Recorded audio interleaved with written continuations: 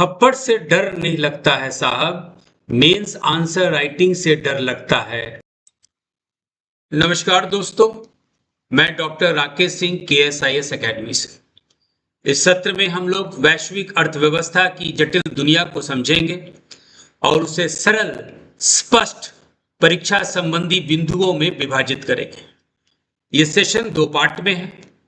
Part 1 में हम लोग मेजर ग्लोबल ट्रेंड्स यानी वैश्विक प्रमुख रुझान को समझेंगे और पार्ट 2 में भारत के प्रभाव और बिहार से संबंध पर चर्चा करेंगे। Hence, in 71st BPSC mains, you will be able to write high-scoring answers on this topic. So let's dive in. Have you ever wondered why the price of petrol in Patna changes when there's a war in Europe? Or why a decision by the US Central Bank can impact job opportunities in India? The answer is simple. The world is interconnected. And understanding this global economic scenario is no longer optional for the BPSC mains exam. It's essential.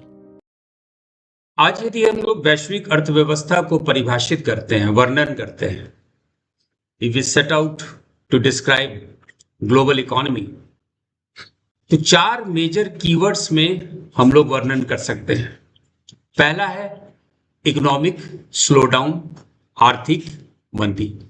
अर्थव्यवस्था नीचे की ओर, उसकी वृद्धि नीचे की ओर जा रही है। दूसरा है मुद्रास्फीति और मुद्रास्फीति जनित मंदी, इन्फ्लेशन और स्टैगफ्लेशन। और आप देख रहे हैं कि इन्फ्लेशन, महंगाई बढ़ रही है और इकोनॉमिक ग्रोथ घट रही है। तीसरा सप्लाई चेन डिसरप्शन, आपूर्ति श्रृंखला में व्यवधान। चौथा है आपका जियोपॉलिटिकल शिफ्ट, भू राजनीतिक बदलाव। बहुत सारा विभिन्न देशों में नया नया समीकरण बन रहा है, नए टाइप का फ्रेंडशिप आ रहा है, नए तरीके की दुश्मनी आ रही है, नए तरीके का संबंध स्थापित हो रहा है। तो इन 4 प्रमुख कीवर्ड से हम लोग ग्लोबल इकोनॉमिक सिनेरियो को डिस्क्राइब कर सकते हैं। सवाल उठता है कि ग्लोबल इकोनॉमिक स्लोडाउन है क्यों? वाई देयर इज पूरे विश्व भर में आर्थिक मंदी? इसका 3 कारण है। पहला कारण है हाई इंटरेस्ट रेट। अब क्या है कि आपके यहां इन्फ्लेशन, मुद्रास्फीति, महंगाई बढ़ गई। अब नीति निर्माता जो पॉलिसी मेकर्स हैं वो क्या करते हैं कि ब्याज दर को बढ़ाते हैं, इंटरेस्ट रेट को हाइक कर देते हैं। इंटरेस्ट रेट हाइक करने से इन्फ्लेशन तो कंट्रोल हो जाता है, नियंत्रित हो जाता है या कम से कम स्लो हो जाता है, लेकिन इसका परिणाम होता है लोअर इकोनॉमिक ग्रोथ, यानी वृद्धि दर कम हो जाती है। नंबर 1। दूसरा कारण है, उसको हम लोग बोलते हैं पोस्ट कोविड फटीग, कोविड के बाद की थकान। ये होता क्या है? अर्थव्यवस्था में, इकोनॉमिक्स में हम लोग ये शब्द इस्तेमाल करते हैं कि कोविड के समय में अर्थव्यवस्था पे बहुत ज्यादा तनाव था। हालांकि इकोनॉमिक रिकवरी अब चालू हो चुका है, आर्थिक रूप से पुनः प्राप्ति चालू हो चुका है, लेकिन बहुत सारा ट्रेंड जो है वो अभी भी कंटिन्यू कर रहा है। जैसे फॉर एग्जांपल, आप कोविड के समय बहुत सारे लेबर वर्कर का तबीयत खराब या बहुत ज्यादा इलनेस हो गया था, तो ये लोग वॉलंटरीली रिटायर कर गए, तो लेबर शॉर्टेज हो गया। अब दूसरा है कि इनका स्किल अपग्रेडेशन नहीं हुआ, कौशल विकास नहीं हुआ, क्षमता जो है कम होते गई, एफिशिएंसी कम होते गई। तीसरा आप देखिएगा कि छोटे छोटे बिजनेस जो है कोविड के समय परमानेंटली वो लोग बंद हो गए। अब ये छोटे छोटे बिजनेस भी आपूर्ति श्रृंखला में हिस्सेदार थे और इसके कारण आपूर्ति श्रृंखला में व्यवधान आया, आपके सप्लाई चेन में भी प्रॉब्लम आया और उपभोक्ता जो पैसा भी, उपभोक्ता जो कंज्यूमर, जो आपके कस्टमर है, वो अब पैसा बहुत सोच समझ के कॉशन बरत रहे हैं पहले अब पैसा खर्च करने में, कि भाई पैसा हम लोग जो है इकोनॉमिकली खर्च करें। ट्रैवल बिजनेस और बहुत सारा इस तरह का जो लग्जरी बिजनेस है बहुत ज्यादा इस पे इम्पैक्ट पड़ गया। तो और तीसरा कारण जो इकोनॉमिक स्लोडाउन का है वो है जियो पॉलिटिकल टेंशन। आज आप देखेंगे कि क्षेत्रीय रूप से पूरे विश्व भर में कहीं ना कहीं तनाव है। यूक्रेन का रशिया के साथ, इजराइल का पैलेस्टीनियन इशू पे, आप देखेंगे कि मिडिल ईस्ट में भी बहुत सारा इक्वेशंस चेंज हो रहा है। अफगानिस्तान और पाकिस्तान, यूएस और इंडिया में टैरिफ इशू, तो इंडिया चली गई चाइना के पास।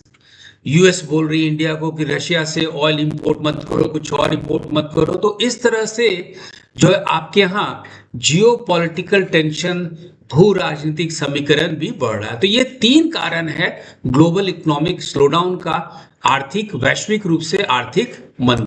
हम लोग जो चर्चा किए हैं, यदि इस पे हम लोग डाटा का एविडेंस भी दे तो हमारा आंसर बहुत अच्छा हो जाएगा।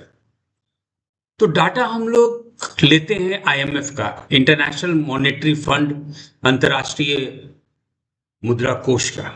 अब उनका एक रिपोर्ट है, वर्ल्ड इकोनॉमिक आउटलुक में उनका रिपोर्ट आया था अक्टूबर 2025 में।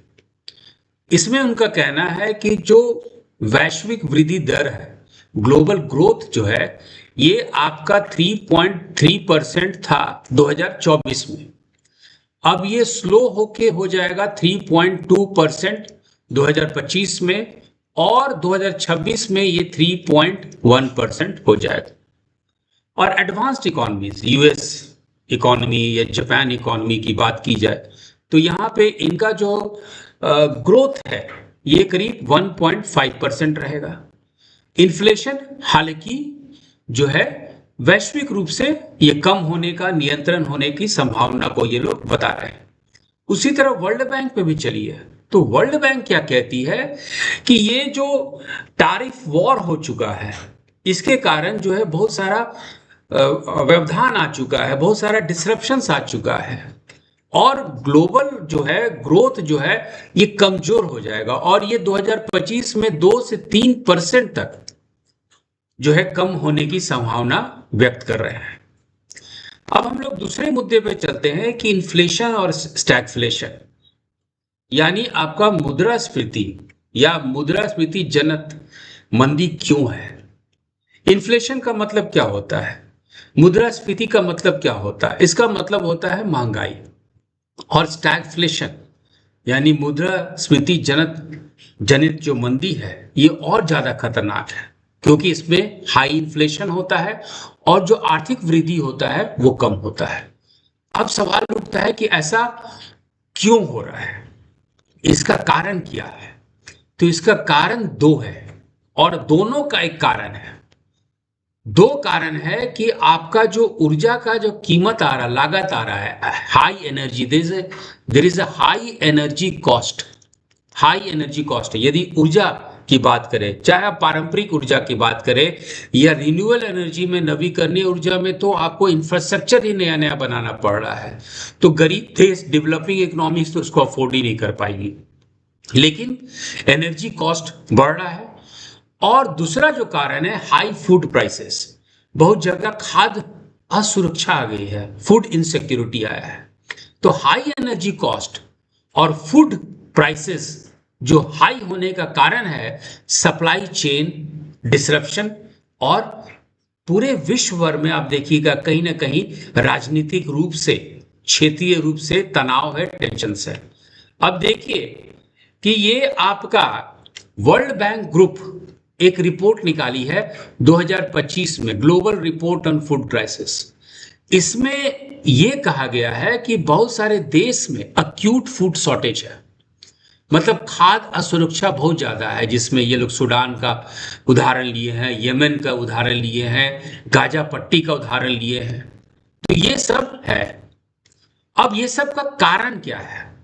जो इन्फ्लेशन, ठीक है, इन्फ्लेशन है आपका हाई एनर्जी कॉस्ट के कारण, आपका हाई फूड प्राइसेस के कारण, लेकिन इसके पीछे कारण क्या है? कारण है कोविड। क्योंकि पेंडेमिक के समय में पूरे विश्व के देश ये महसूस किए कि बहुत ज्यादा हम लोग यदि चाइना पे निर्भर करेंगे, ओवर डिपेंडेंस ऑन चाइना सारे विनिर्माण वस्तुओं के लिए, तब हमारा सप्लाई चेन में परेशानी हो सकेगा। तो आपूर्ति श्रृंखला को अब परिभाषित किया जा रहा है और इस रणनीति को हम लोग बोलते हैं चाइना +1। इस रणनीति को, इसका मतलब क्या है कि चाइना से फैक्ट्री निकल रही है और वो लोग इंडिया में, वियतनाम में, मेक्सिको में ये लोग अपना मैन्युफैक्चरिंग सेटअप जो है बना रहे हैं। हालांकि इंडिया के लिए बहुत बड़ा अवसर है, this is a huge opportunity for India. और तीसरा कारण है इन्फ्लेशन का जियोपॉलिटिकल टेंशंस। आपका राजनीतिक जो तनाव है और इसके कारण जो समीकरण बदल रहा है, हर एक देश का दूसरे देश के साथ समीकरण बदल रहा है। लेकिन कुछ तो हम लोग प्रमुखता से उसका उदाहरण ले सकते हैं। एक रशिया यूक्रेन युद्ध के कारण सप्लाई चेन में, ट्रांसपोर्टेशन रूट में प्रॉब्लम आया। दूसरा, यूएस और चाइना का टेंशन है ताइवान को लेके। और तीसरा जो है मिडिल ईस्ट में अजीब सा समीकरण देख रहे हैं आप, ईरान के साथ रूस, ईरान के साथ चाइना, फिर अफगानिस्तान अगेंस्ट पाकिस्तान, अफगानिस्तान इंडिया के साथ। पाकिस्तान पारंपरिक रूप से हमारे दुश्मन है, लेकिन अफगानिस्तान से भी उनका कॉन्फ्लिक्ट चालू हो गया है। इजराइल और पैलेस्टीनियंस, उनका इक्वेशन मिडिल ईस्ट के पॉलिटिक्स में चेंज हो रहा है। तो ये सारा जो है एक असुरक्षा का, अनसर्टेनिटी का माहौल जो है बना दिया और इसके कारण जो है पूरे विश्व भर में समीकरण बदल रहा है।